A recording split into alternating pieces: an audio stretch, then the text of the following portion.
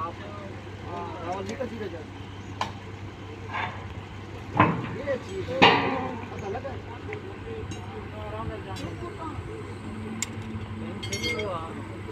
अभी दूसरे पैनल को हटा पैनल उतना है वो ना टेक लगा पे दोनों खोल खड़े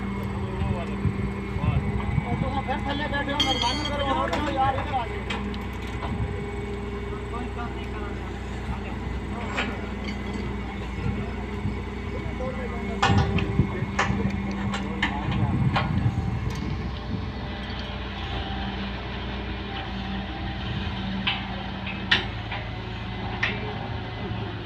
याद के रखो चल के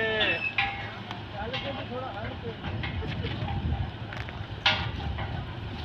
ये तो ये बहुत ही है हमारा शौक है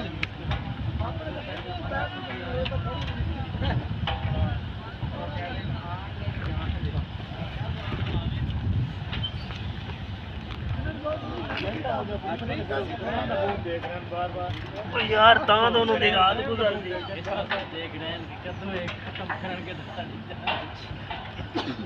वो बेचारे 4 बजे ने उठे तो उन्होंने सारे बजे तकरीबन 20 साल दिन में बना 3 बार भर्ती हो गया